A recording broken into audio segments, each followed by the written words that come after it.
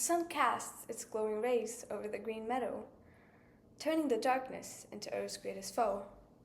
It unknowingly warms the backs of two young men, two of which act as if the star is not to rise again. Yet the sun's warm beams are not what offer me consolation, but rather the way they twinkle within his eye, a testimony to my admiration. What a privilege it must be to call the eyes of poetry and music your home, boundless possibilities in them, in which the mind can roam.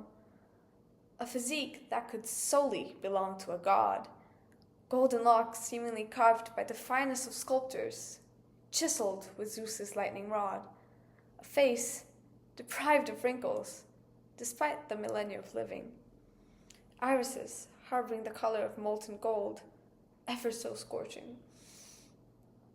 However, that is not entirely true.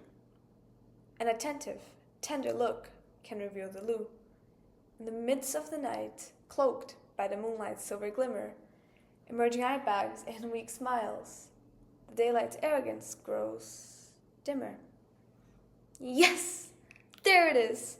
The true appearance of a man who resides in the skies. Oh, if only I could forever shelter his beauty from others, save it only from my eyes. It is a sight that engulfs you in delightful wallow, the pulchritude of Apollo, my Apollo. Now, as if overwhelmed by this love, my heart sinks at the thought of him. I am not his first lover, nor the last to whom he sings his hymn, a divine figure who will outlive me for thousands of years.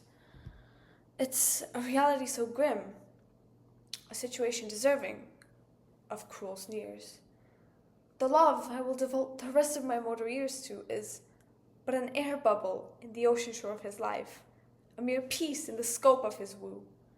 To bask in his long-established glory, why is it deemed such a stage of purgatory? If my dear Apollo knew what was to come, the fate I'd inevitably face, would he have offered me the gift of immortality?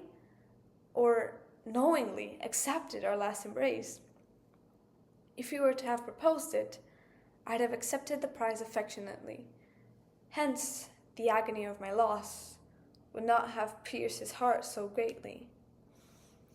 As I surrender to my final slumber, my mind twists its latchkey.